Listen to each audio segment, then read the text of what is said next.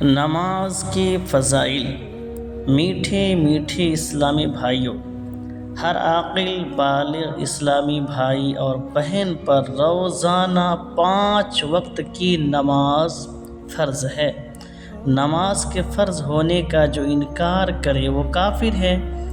ایک بھی نماز جان بوجھ کر وقت گزار کر پڑھنا یعنی قضا کرنا کبیرہ گناہ ہے۔ اللہ اکبر۔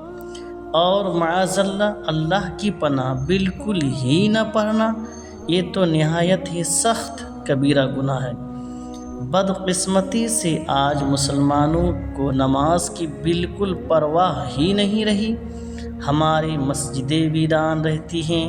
آئیے نماز کے فضائل پڑھیے اور دیکھیے اللہ عز و جل نے ہم پر نماز فرض کر کے خود ہم پر ہی احسان عظیم فرمایا ہے۔ ہم تھوڑی سی محنت کریں، نماز پڑھیں، اللہ تبارک و تعالی ہمیں کتنا زبردست اجر و ثواب مرحمت فرماتا ہے۔ اللہ عز و جل نے قرآن مجید میں جا بجا نماز کی تاکید فرمائی ہے۔ ارشاد ہوتا ہے اقیم الصلاۃ لذکری، اے میرے اور میری یاد کے لیے نماز قائم رکھ۔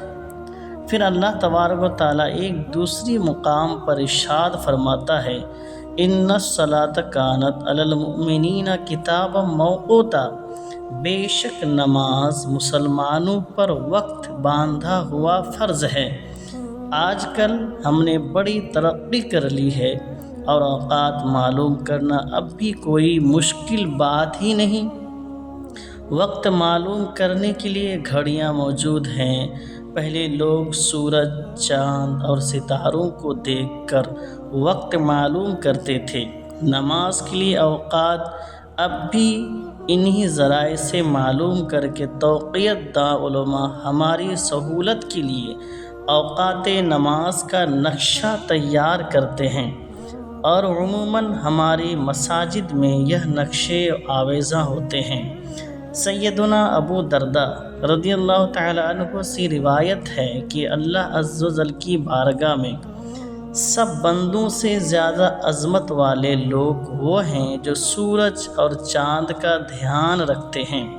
ساتھیوں نے کہا اے ابو درداء، کیا اس سے مؤذن مراد ہیں؟ فرمایا نہیں، بلکہ اس سے مراد مسلمان ہے جو نماز کے وقت کا خیال رکھتے ہیں۔ حضرت سیدنا نوح علیہ نبینا علیہ الصلوۃ والتسلیم کی قوم پر طوفان آیا تو اللہ تبارک و تعالیٰ نے حضرت نوح علیہ السلام کو حکم دیا کہ جو اللہ کے برگزیدہ بندے ہیں ان کو اپنے ساتھ لے لو اور کشتی میں سوار ہو جاؤ۔ آپ نے ایسا ہی کیا اور ایک بوڑھیا سے وعدہ فرما لیا کہ جب طوفان آئے گا تو میں تم کو بھی ساتھ کشتی میں لے لوں گا۔